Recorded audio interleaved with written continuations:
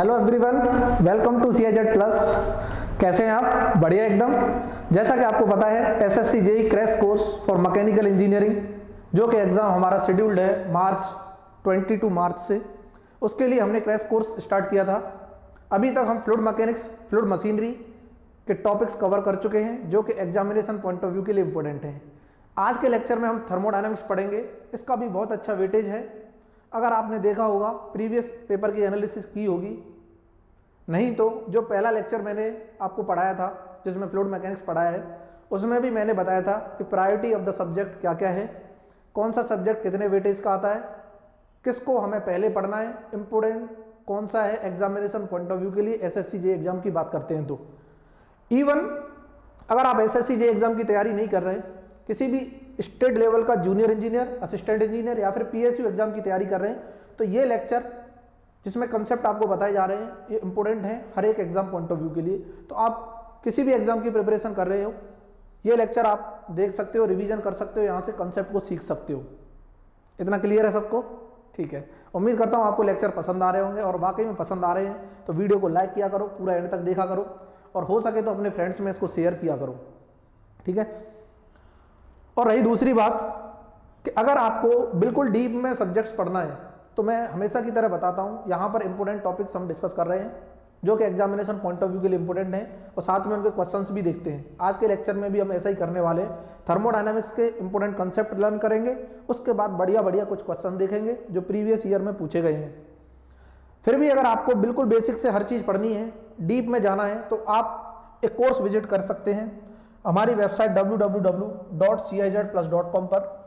SSC JEE full nutrition pack के नाम से कोर्स है, लिंक आपको डिस्क्रिप्शन में मिल जाएगा, इस कोर्स का भी, वेबसाइट का भी। इवन हमारा एंड्रॉयड ऐप है, गूगल प्ले स्टोर से आप डाउनलोड कर सकते हैं, उसका भी लिंक आपको डिस्क्रिप्शन में मिलेगा। वहाँ पर इसकी पूरी डिटेल है, क्या क्या चीज़ें अवेलेबल हैं। फिर भी मैं आपको एक झलक दिखला देता हूँ क्या क्या चीज़ें अवेलेबल हैं। सबसे पहले आपको SSC JEE fast track course मिलेगा। हाई क्वालिटी के वीडियो लेक्चर्स प्रोवाइड किए जाएंगे हर एक सब्जेक्ट के according to your examination point of view. अगर जैसे ही आप थ्योरी पढ़ लेते हो यहाँ से, तो क्वेश्चन प्रैक्टिस करने के लिए आपको टेस्ट सीरीज प्रोवाइड की जाएगी। यहाँ से आप टेस्ट दो, अपनी परफॉर्मेंस को जज करो, कितने मार्क्स आप स्कोर कर पा रहे हो, कितना आपने सीख लिया है। देन आफ्टर इसके साथ एक एडिशनल स्ट्रेंथ ऑफ मटेरियल का कंप्लीट कोर्स अवेलेबल है SSC JEE एग्जामिनेशन के लिए, और इंजीनियरिंग मैकेनिक्स का भी कोर्स आपको प्रोवाइड किया जाएगा इस कंप्लीट पैकेज के साथ। एक और चीज़ है, प्रीवियस ईयर क्वेश्चंस वैसे तो आपके पास होंगे, फिर भी नहीं है तो आप यहाँ से इजीली एक्सेस कर सकते हो। एक और इंपॉर्टेंट चीज इसमें एडिशनल है, वर्कबुक। क्वेश्चंस आपको प्रोवाइड किए जाएंगे वर्कबुक में। हर एक सब्जेक्ट के टॉपिक वाइज, चैप्टर वाइज आपको क्वेश्चंस मिलेंगे टेस्ट सीरीज की फॉर्म में। आप यहाँ से इन्हें अटेम्प्ट करो, अपनी परफॉर्मेंस चेक करो, कितना हमने पढ़ लिया है, कितना हमको आता है, तो क्वेश्चन के जरिए आप अच्छे से सीख पाएंगे। तो ये था बेसिक जनरल इन्फॉर्मेशन। इसके अलावा आपको कोई भी इन्फॉर्मेशन अगर आपको चाहिए कि इस कोर्स की या फिर किसी अदर कोर्स की, किसी भी एग्जाम के लिए कोई कोर्स आपको चाहिए, तो आप हमारा व्हाट्सएप ग्रुप लिंक आपको डिस्क्रिप्शन में मिलेगा, टेलीग्राम चैनल लिंक आपको डिस्क्रिप्शन में मिल जाएगा, वहाँ से आप ज्वाइन कर लें।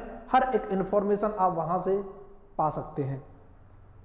और जो भी स्टूडेंट आज के सेशन में नया जुड़े हैं, चैनल को सब्सक्राइब जरूर करें, बेल आइकन को प्रेस करें ताकि आपको हर वीडियो का लेटेस्ट नोटिफिकेशन मिलता रहे, और इसी तरह आपके पास सारी वीडियोस आती रहें, टाइम टू टाइम आप देखते रहें, अपने नोट्स बनाते रहें और पढ़ाई करते रहें खुशी खुशी।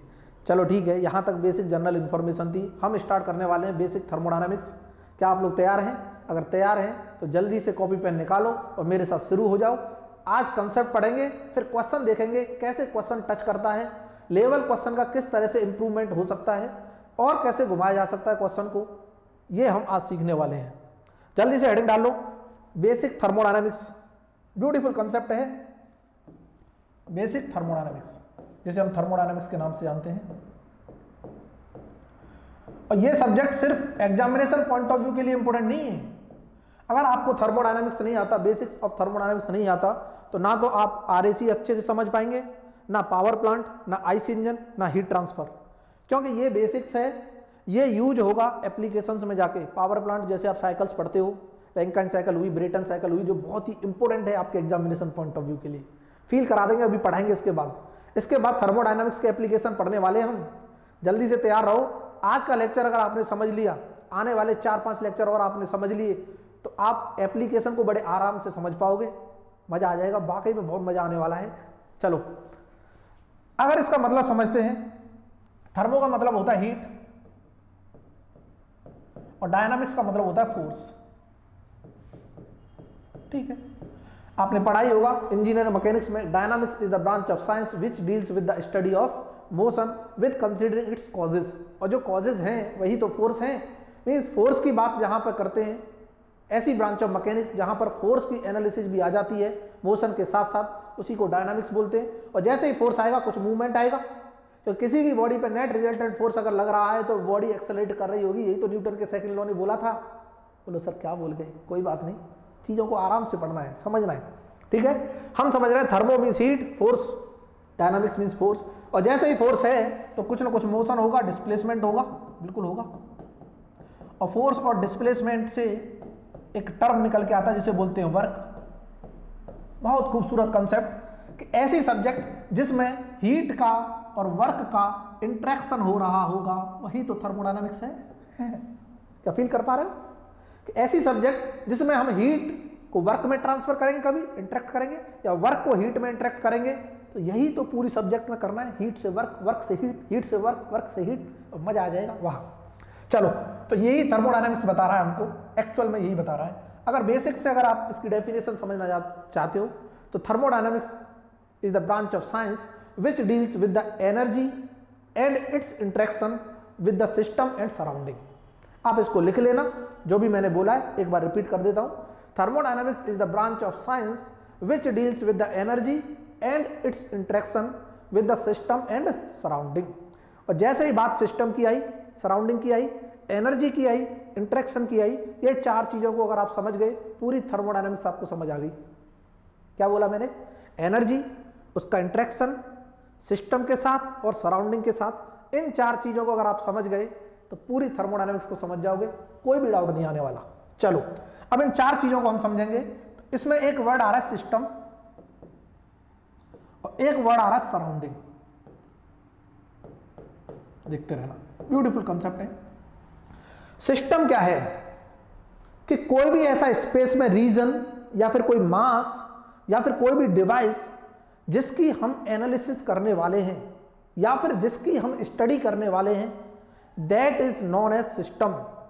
कि चाहे मैं किसी भी गैस की स्टडी कर रहा हूं कि गैस कंप्रेस हो रही है, एक्सपेंड हो रही है, सर्टेन अमाउंट ऑफ गैस, या फिर मैं किसी डिवाइस की बात कर रहा हूं जैसे कोई पंप हुआ, टरबाइन हुआ, ब्लोअर हुआ, नोजल हुआ, तो वो हमने कंसीडर कर लिया ना कि इस नोजल से कितनी वेलोसिटी बढ़ रही है, कितनी घट रही है, या फिर टरबाइन से कितना वर्क हमें मिल रहा है, कितनी हीट सप्लाई कर रहे हैं। तो ये सब चीजें हमारे लिए सिस्टम कहलाती हैं। समझ गए होगे आप? अब इस सिस्टम के अलावा जो कुछ भी होगा that is known as surrounding. System के अलावा जो कुछ भी हमें दिखाई दे रहा है वो क्या है? सराउंडिंग। और इन दोनों को मिला के, सिस्टम और सराउंडिंग को मिला के जो कुछ भी है, दिस इज यूनिवर्स। ये क्या है? यूनिवर्स। ये यूज होने वाले हैं टर्म, क्लियर है? सिस्टम को और सराउंडिंग को, दोनों को मिला के जो कुछ भी हमें दिखाई दे रहा है वो यूनिवर्स है। और सराउंडिंग और सिस्टम जिस बाउंड्री से सेपरेट हो रहा है उसको बोलते हैं बाउंड्री। मींस जिस लाइन से सेपरेट हो रहा है that is known as boundary. और ये बाउंड्री मूवेबल भी हो सकती है और फिक्स भी हो सकती है, कोई प्रॉब्लम नहीं है। यहां से क्वेश्चन आपसे पूछे नहीं जाएंगे। हाँ, ये जरूर पूछा जा सकता है, बाउंड्री क्या मूवेबल भी हो सकती है, फिक्स्ड भी हो सकती है? बिल्कुल हो सकती है। मूवेबल बाउंड्री भी होती है सिस्टम की और फिक्स्ड बाउंड्री भी होती है। यहां तक बेसिक क्लियर हुआ। अब जैसे ही बात सिस्टम की चल रही थी, तो अगर सिस्टम है तो अकॉर्डिंग टू द थर्मोडायनामिक्स कितने टाइप के होंगे सर? कि सिस्टम को अगर हम डिफाइन करते हैं तो कितने टाइप के हैं? ये बहुत इंपॉर्टेंट है, पूछता है एग्जामिनेशन में। अब डाल लो हेडिंग टाइप्स ऑफ सिस्टम। क्या? Types of system. देखो मैं बोल रहा हूं, कुछ चीजों को मैं बोल देता हूं, लिखाता नहीं हूं। आप चीजों को समझ लो, फिर ही अगर आपको लिखना है तो आप क्या करो, पॉज करो और जो भी मैं बोल रहा हूं उसको आप अपनी कॉपी में या फिर नोटबुक में रिटन कर लो, लिख लो, ताकि आपके लिए आगे आने वाले टाइम में वो यूजफुल रहे, आप वहां से रिवीजन कर सको। क्योंकि यहाँ पर क्रैश कोर्स है, कम समय में हमको ज़्यादा कंटेंट भी कवर करना है, इंपॉर्टेंट टॉपिक्स भी टच करने हैं और उनके क्वेश्चंस भी देखने हैं साथ साथ, तो उम्मीद करता हूँ आप चीज़ों को समझ रहे होंगे। इसीलिए हम यहाँ पर कुछ हर चीज़ थ्योरी नहीं लिखा सकते, समझा जरूर सकते हैं हर चीज़ को, थ्योरी लिखाना इतना पॉसिबल नहीं है। टाइप्स ऑफ सिस्टम है, 3 टाइप के सिस्टम है। सबसे पहला क्लोज्ड, दूसरा ओपन और तीसरा आइसोलेटेड। यही 3 सिस्टम है अकॉर्डिंग टू द थर्मोडायनामिक्स। तीनों सिस्टम को हम देखेंगे कैसे डिफाइन कैसे किया गया है कि मास का और एनर्जी का इंटरेक्शन जिसमें हो रहा होगा दोनों का, उसको बोलते हैं ओपन सिस्टम। कि मास एंटर किया, बाहर भी निकल गया, एनर्जी एंटर की, उसमें से बाहर भी निकल गई, तो ऐसे सिस्टम को बोलते हैं open system. Open system is that system in which energy and mass interaction takes place between system and surrounding. Closed में क्या होगा, मास इंटरेक्ट नहीं करेगा, कहने का मतलब मास एंटर करके एग्जिट नहीं करेगा। हमने एक मास डाल दिया, वो सिस्टम में मास क्या रहने वाला है, कांस्टेंट, वो बाहर नहीं निकलेगा। तो मास इंटरेक्शन नहीं होगा बट एनर्जी इंटरेक्शन होगा, that system is known as closed system. Isolated, neither energy neither nor mass can interact, या फिर neither energy nor mass will interact in the isolated system. किस किस के बीच में, सिस्टम और सराउंडिंग के बीच में। तो अब कैसे हम देखो टेबल की फॉर्म में बड़ी आसानी से चीजें पढ़ लेंगे। इन सिस्टम की बात कर रहे हैं, यहां पर मैं लिख रहा हूं मास इंटरेक्शन, मास इंटरेक्शन, और यहां पर लिख रहा हूं मैं एनर्जी इंटरेक्शन, क्या एनर्जी इंटरेक्शन, शॉर्ट में लिख दिया इंटरेक्शन, और यहां पर मैं एग्जांपल डाल दूंगा और सारी चीजें कवर हो गई। देखो एक ही टेबल से हम सारे कॉन्सेप्ट को यहां से सीख लेंगे, फील करते रहना, ठीक है। कि मैंने बोला क्लोज सिस्टम में मास इंटरेक्शन नहीं होगा, तो मैंने क्रॉस बना दिया कि नहीं होगा। इसका मतलब क्या है, नहीं होगा मास इंटरेक्शन। एनर्जी इंटरेक्शन होगा, यस, ब्यूटीफुल। ओपन सिस्टम में मास इंटरेक्शन भी होगा, एनर्जी इंटरेक्शन भी होगा, दोनों चीज होंगी। आइसोलेटेड में कुछ भी नहीं होने वाला, दोनों क्या है, क्लोज।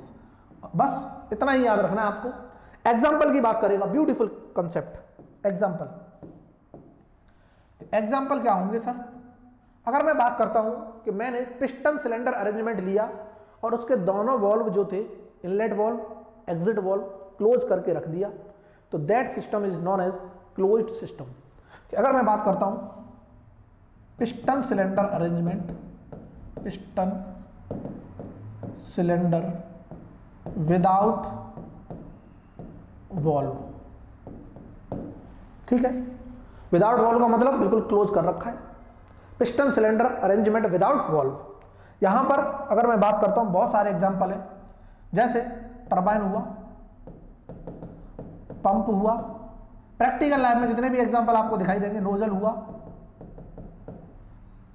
एक्सेट्रा, डिफ्यूजर, उसके बाद piston cylinder arrangement with valve.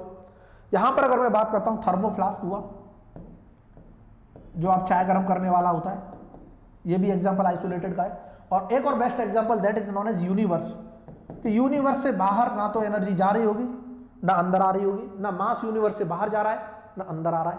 तो ये बेस्ट एग्जांपल है इसके। यहां तक चीजें क्लियर हुई, जल्दी बताओ, क्लियर है।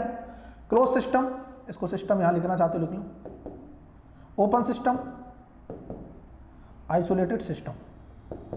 अब मैं इनके दोनों के अलग अलग नाम भी बता देता हूं कि ये जो हमारा क्लोज सिस्टम है, इसको हम जानते हैं फिक्स्ड मास के नाम से, क्योंकि तो इसमें मास क्या रहता है, fixed mass system.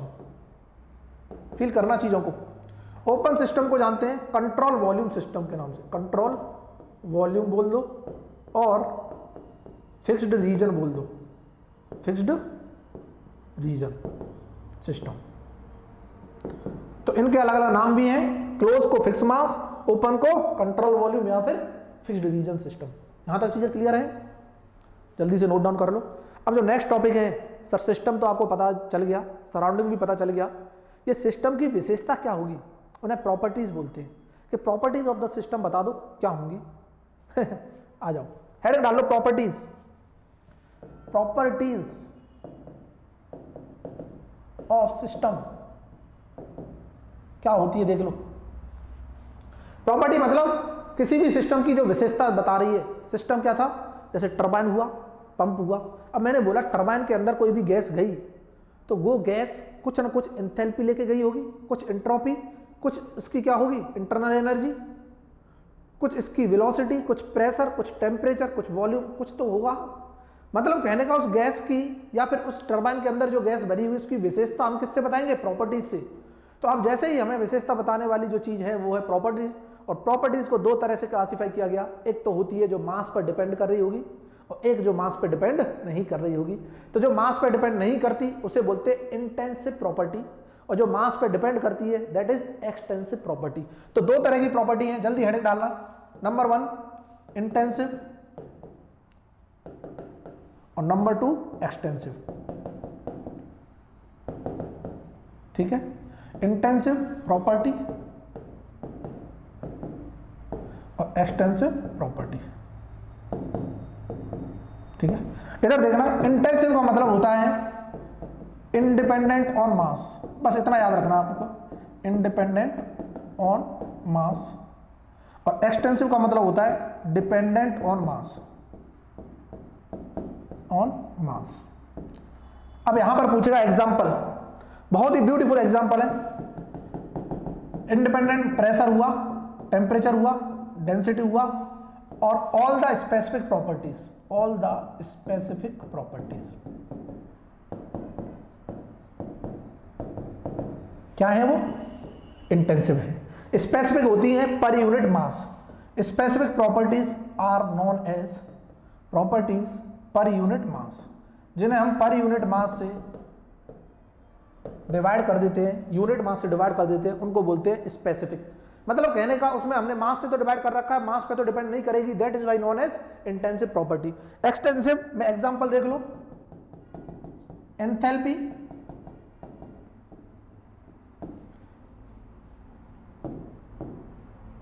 Enthalpy, entropy, volume, internal energy etcetera etcetera. ठीक है, अब यहां पर कुछ प्रॉपर्टी से रिलेटेड इंपॉर्टेंट टर्म्स हैं कि प्रॉपर्टी किसे बोलेंगे, तो उससे रिलेटेड कुछ इंपॉर्टेंट पॉइंट्स हैं, उनको देख लो। मैं बोल देता हूं, आप लिखते रहना वन बाई वन कि प्रॉपर्टीज, अगर इंपॉर्टेंट पॉइंट्स की बात करते हैं, important points regarding property, regarding property, properties of the system. सबसे पहला कि प्रॉपर्टी जो होगी वो पॉइंट फंक्शन होगी। पॉइंट फंक्शन मींस पॉइंट पर डिपेंड कर रही होगी, पाथ पर डिपेंड नहीं करेगी। दूसरा पॉइंट एग्जैक्ट डिफरेंशिएबल होगी, एग्जैक्ट डिफरेंशिएबल मतलब उसका एग्जैक्ट डिफरेंस हम निकाल सकते हैं। जैसे अगर मैं लिखता हूं चेंज इन प्रेशर लिखना है तो मैं लिख दूंगा P2 माइनस P1, आराम से लिख सकता हूं, फॉर एग्जांपल की बात अगर हम करते हैं। ठीक है, चेंज इन टेम्परेचर लिखना है क्योंकि प्रॉपर्टी है ना, प्रेशर प्रॉपर्टी है। कौन सी है? इंटेंसिव, कोई सी भी हो, लेकिन हम एग्जैक्ट डिफरेंशिएबल करके लिख सकते हैं। और पॉइंट फंक्शन होगी। उसके बाद इंडिपेंडेंट होगी किस पर? पाथ पर। पाथ फंक्शन नहीं होगा, इंडिपेंडेंट ऑन पाथ। तो ये कुछ इंपॉर्टेंट पॉइंट हैं जो आपसे एग्जामिनेशन में पूछेगा और आपको याद रखने बहुत ही इंपॉर्टेंट पॉइंट्स हैं। क्या ये चीज क्लियर हुई? जल्दी बताओ फटाफट। Okay, very good.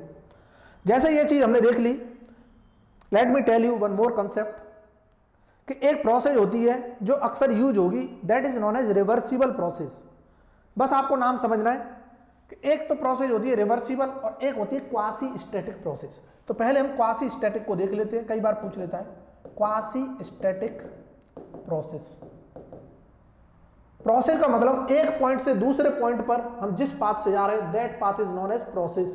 किसी भी प्रॉपर्टी डायग्राम, प्रॉपर्टी का मतलब टेम्परेचर, प्रेशर या फिर एंथैल्पी, एंट्रोपी, किसी भी प्रॉपर्टी डायग्राम में एक पॉइंट से दूसरे पॉइंट पर अगर जाने के लिए जिस पाथ से हम रिप्रेजेंट कर रहे होंगे that path is known as process.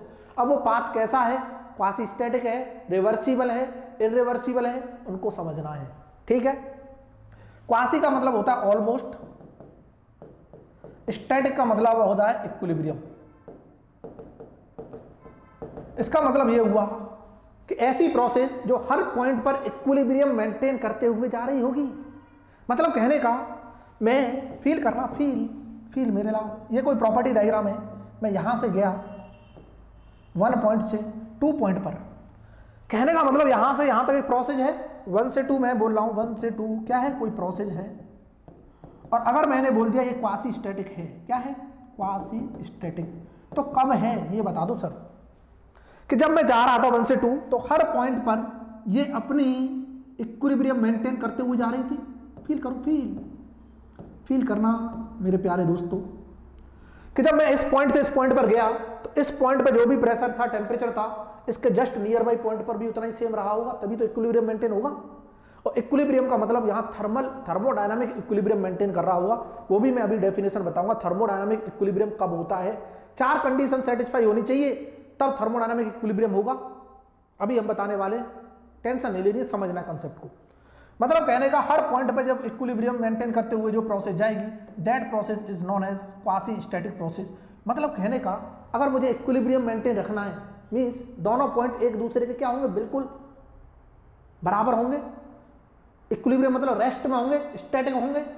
इसीलिए हम बोलते हैं कि यहां से 1 से 2 जाने के लिए इस प्रोसेस को बहुत स्लोली मूव करना पड़ेगा, तभी ये हर पॉइंट पर इक्विलिब्रियम मेंटेन करेगी। इसका मतलब ये हुआ कि ये जो क्वासी स्टैटिक प्रोसेस है ये इनफाइनाइट स्लोली प्रोसेस है। क्या है ये quasi static process sir? Infinite slowly process होगी। ब्यूटीफुल। और विदाउट फ्रिक्शन अगर ये होती है, विदाउट फ्रिक्शन, कि कोई भी फ्रिक्शन नहीं होता, विदाउट फ्रिक्शन प्रोसेस, इसी को बोल देते हैं रिवर्सिबल प्रोसेस। Reversible process. अब रिवर्सिबल प्रोसेस को समझ लेते हैं क्या, कि कोई भी प्रोसेस विदाउट फ्रिक्शन अगर हो रही है, इनफाइनाइट स्लोली है, that process is known as reversible. Reversible का मतलब क्या है कि अगर मैं 1 से 2 गया, जिस पाथ से जा रहा हूं उसी पाथ से वापस आ जाऊं और सिस्टम और सराउंडिंग पे कोई भी फर्क ना पड़े, that process is known as reversible process. उम्मीद करता हूं आपको क्लियर होगी। तो इरिवर्सिबल क्या होगी कि हम जिस पाथ से गए उस पाथ से अगर वापस आ रहे हैं और सिस्टम और सराउंडिंग में कुछ इफेक्ट हो गया, that process is known as irreversible.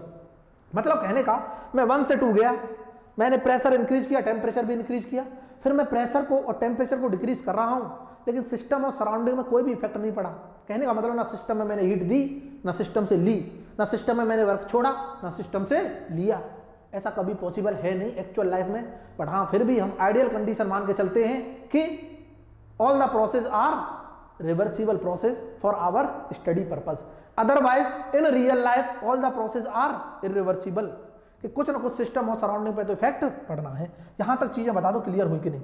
Basic concept थे, उम्मीद करता हूं क्लियर हो गए होंगे। हो गए?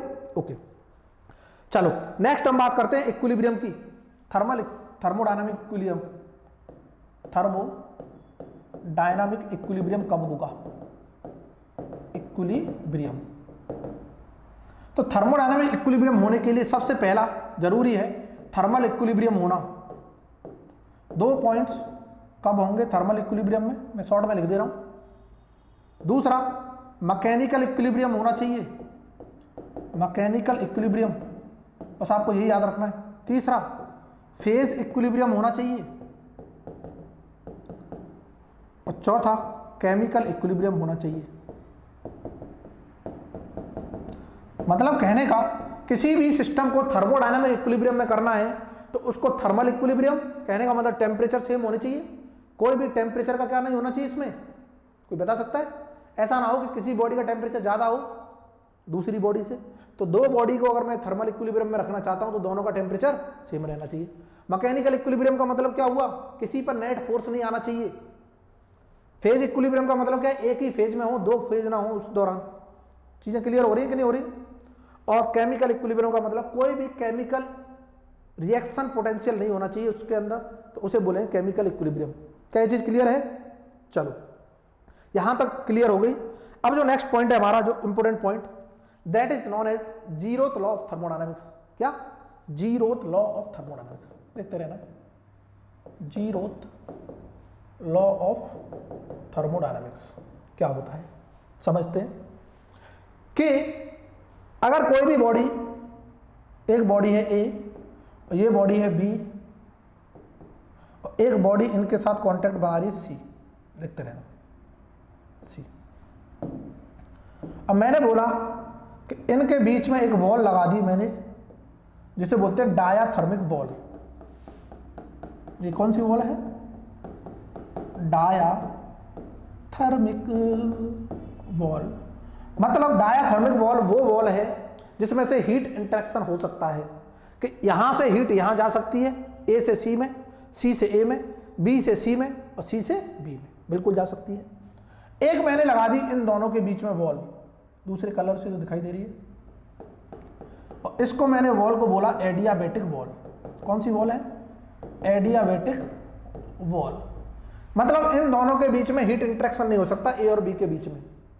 फिर क्या एनालिसिस हमने करके देखा कि अगर if temperature of A equal to temperature of C है, ए और सी का, आफ्टर सम टाइम, क्योंकि इनमें तो हीट इंटरेक्शन हो रहा होगा और हीट इंटरेक्शन होगा तो ये कुछ समय बाद दोनों बॉडी इक्विलिब्रियम मेंटेन करेंगी, ए और सी। सिमिलरली बी और सी भी करेंगी, बिल्कुल। मैं बोल दूं टी बी इक्वल टू क्या है? T C. देन ये भी पता चल गया हमको कि इन दोनों का भी आपस में टेम्परेचर सेम होगा। बोलो सर ये हीट इंटरेक्शन तो कर नहीं रही थी फिर भी कैसे सेम हो गया? ये सी जो है ये काम कर रही है as a temperature measurement device की तरह काम कर रही है, सी बॉडी। या फिर हम बोल सकते हैं C body is act as a thermometer here. क्यों थर्मोमीटर? क्योंकि इसी लॉ से हमें पता चला कि टेम्परेचर मेजरमेंट अगर हमें करना है तो according to zeroth law of thermodynamics का कंसेप्ट यूज करना पड़ेगा। क्या ये चीज क्लियर हो रही है? अगर जीरोथ लॉ ऑफ थर्मोडायनामिक्स पूछता है क्या है, if body A is thermal equilibrium with body C and body B is thermal equilibrium with body C, then automatically body A will be in thermal equilibrium with body B. अपने आप हो जाएगी। अगर ए सी के साथ है, बी सी के साथ है, तो ए और बी अपने आप थर्मल इक्विलिब्रियम में हो जाएंगी। यही जीरोथ लॉ ऑफ थर्मोडायनामिक्स बोलता है। क्या ये चीज क्लियर हुई? तो ये जीरोथ लॉ ऑफ थर्मोडायनामिक्स तो हमें पता चल गया। ये क्या कर रहा था? ये हेल्प करता है in temperature measurement, helps in temperature measurement. ये भी क्वेश्चन पूछ लेता है आपसे। और टेम्परेचर मेजरमेंट जिस डिवाइस से करते हैं उस डिवाइस का नाम होता है थर्मोमीटर। थर्मोमीटर क्लियर है ना? तो यहां body C is act as an thermometer. Body C acts as a thermometer. तो शॉर्ट में लिख रहे हैं ताकि टाइम बच जाए।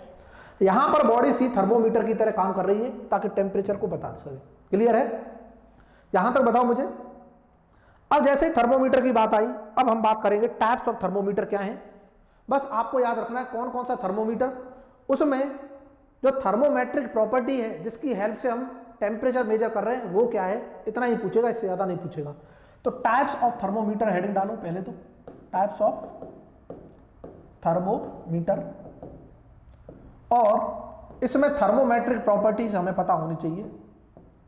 4 टाइप के थर्मोमीटर हैं। पहला थर्मोमीटर जिसे बोलते हैं थर्मिस्टर, जिसका नाम है थर्मिस्टर। थर्मिस्टर या फिर इसे बोल देते हैं हम रेजिस्टेंस थर्मोमीटर। Resistance thermometer. दूसरा थर्मोकपल। थर्मोकपल।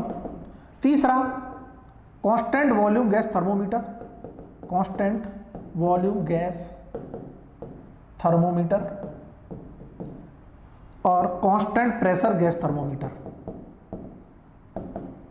4 टाइप के होते हैं। इसमें आपसे पूछेगा थर्मोमेट्रिक प्रॉपर्टी, वो प्रॉपर्टी जिसकी हेल्प से हमें टेम्परेचर मेजर हो रहा है इन थर्मोमीटर में, वो बताओ सर। लो, इसमें सबसे पहले वाले में साफ पता चल रहा है, रेजिस्टेंस की हेल्प से पता करेंगे। क्या है ये? Thermometric property. देखो डायरेक्ट क्वेश्चन आते हैं इसीलिए टेंशन नहीं लेनी। पहले वाले में रेजिस्टेंस, दूसरे वाले में ईएमएफ या फिर वोल्टेज, ईएमएफ बोल देगा या फिर वोल्टेज। तीसरे वाले में कांस्टेंट वॉल्यूम गैस, जिसे आइडियल गैस थर्मोमीटर बोलते हैं। इन दोनों थर्मोमीटर का नाम होता है ideal gas thermometer. Ideal gas thermometer. और ये होते हैं independent on material of construction. Material of construction कहने का मतलब कि कोई मतलब नहीं है कौन सी गैस है, मटेरियल ऑफ कंस्ट्रक्शन मतलब आइडियल गैस है ना, तो आइडियल गैस की हेल्प से बन रहा होगा। तो ये हमें ये नहीं मतलब कि कौन सी गैस यूज हो रही है, बट हाँ वो आइडियल गैस होगी, तो इसीलिए इसे बोल देते हैं independent of material of construction. तो कांस्टेंट वॉल्यूम गैस थर्मोमीटर में थर्मोमेट्रिक प्रॉपर्टी होती है, प्रेशर होती है, उल्टा होता है, याद रख लेना। और कांस्टेंट प्रेशर में वॉल्यूम होती है। इसके अलावा आपको कुछ भी नहीं पता करना, ये मोस्ट इंपोर्टेंट पार्ट है जो आपको याद रखना है। क्वेश्चन पूछे जाएंगे, 100% पूछे जाएंगे, नो डाउट। क्लियर है ना, यहां तक चीजें क्लियर है? ओके। अब एक वर्ड आता है, एक फॉर्मूला है जो हमें बताता है प्योर सब्सटेंस के बारे में। प्योर सब्सटेंस क्या होता है? कोई भी सब्सटेंस अपने, अगर मैं बात करता हूं प्योर सब्सटेंस की, तो pure substance is defined as कि वो केमिकली होमोजीनियस हो थ्रू आउट इट्स मिक्सचर, कि टोटल मिक्सचर में अगर हम देख रहे हैं, कहीं से भी उठा के देख लो, वो हर जगह क्या होना चाहिए? सेम कंपोजिशन होना चाहिए, केमिकली होमोजीनियस होना चाहिए, उसको बोलते हैं प्योर सब्सटेंस। तो यहां से गिब्स फेज रूल जो डिग्री ऑफ फ्रीडम बताता है, वो फॉर्मूला आपको याद रखना है जो पूछा जाता है, Gibbs phase rule. Pure substance मैंने बता दिया है कि chemically homogeneous through out its composition, chemically homogeneous लिख लोगे ना, homogeneous through out its composition. तो ऐसे सब्सटेंस कहलाते हैं pure substance. Gibbs phase rule क्या बोलता है? डिग्री ऑफ फ्रीडम पता करो, P + F = C + 2। This is the formula here. P क्या है? Number of phase, number of phase.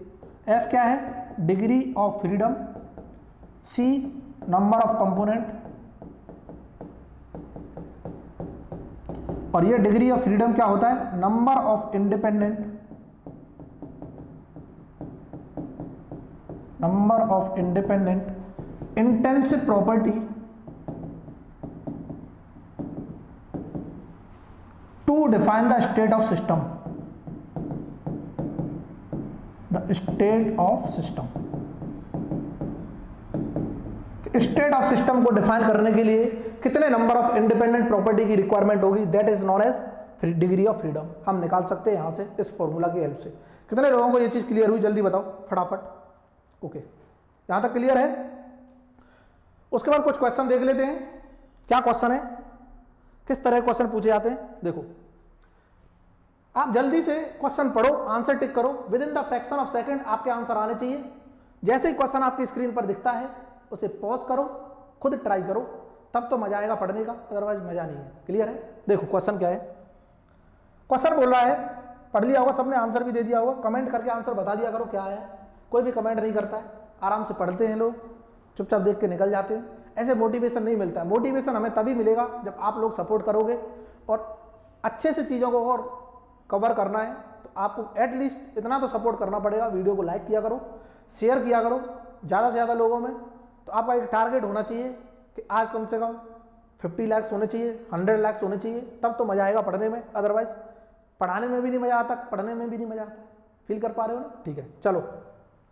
बोल रहा है ना तो mass, neither mass nor energy is allowed to cross the boundary of a system, it is then called. कौन सा system है जिसमें ना मास ना एनर्जी इंटरेक्शन होता है? उसे बोलते हैं आइसोलेटेड। कहीं है क्या? Option B, isolated system. अब ये एग्जांपल दे रखा है आइसोलेटेड का, यूनिवर्स, लेकिन सिस्टम पूछा है तो ऑप्शन बी करेक्ट होगा। ये तो एग्जांपल है।